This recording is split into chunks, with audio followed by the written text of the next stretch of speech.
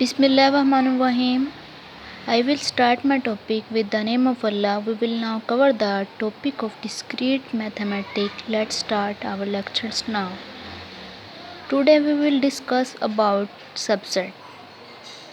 Subset. If every element of A is also an element of B, then we say that A is a subset of B. इसमें इन्होंने कहा है कि हमारे पास A के हर एक element is also an element of B, जो B के अंदर पाए जा रहे हैं. देन वी से A is a subset of B. इसलिए हम कह रहे हैं कि A क्या है, हमारे पास B का सबसेट है. And we write A subset B.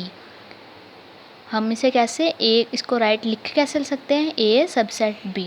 Is it clear?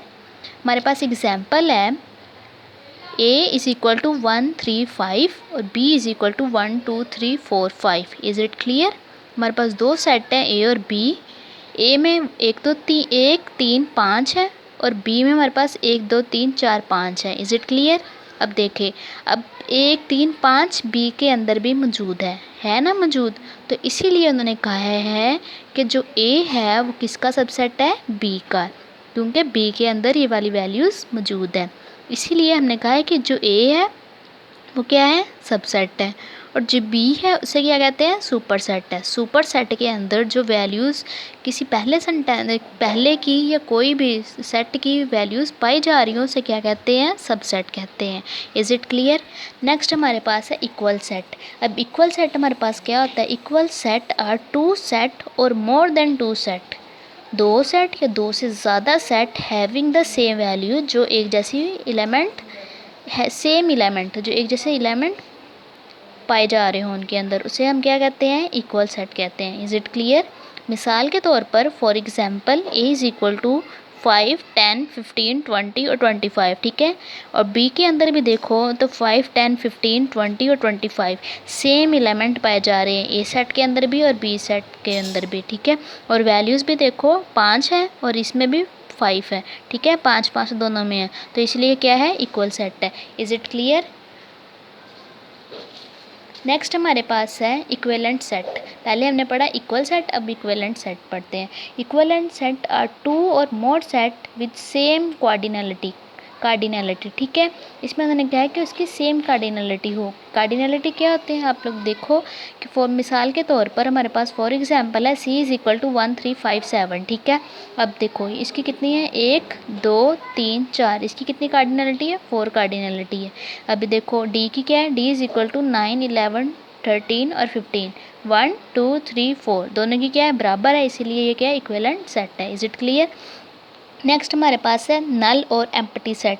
The set that contain no element is called the null set और empty set and is denoted by 5. ठीक है, इसको 5 बोलते हैं. इन्होंने कहा है कि ऐसा सेट जिसके अंदर कोई भी एलिमेंट ना मौजूद हो, ना पाया जाए, उसे क्या कहते हैं, एम्प्टी सेट और नल सेट कहते हैं. फॉर एग्जाम्पल हमारे पास ये वाली 5 है, इसको ब्रैकेट कर्ली ब्रैकेट के साथ भी शो कर लेते हैं. और A इज इक्वल, इसके अंदर अब देखो मिसाल के तौर पर हमारे पास क्या है, a set of odd number between 19 two 20. अब ओड नंबर 19 और 20 के दरमियान जो है, अब 19 और 20 के दरमियान तो नहीं ना कोई आता, तो इसलिए क्या है, हमारे पास 5 सेट है.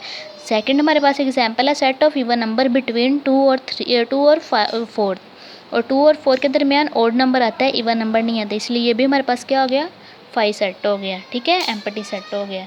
नेक्स्ट हमारे पास है इनफाइनाइट सेट. इनफाइनाइट सेट क्या होता है, an infinite set is one in which it is not possible to list and count all the member of a set.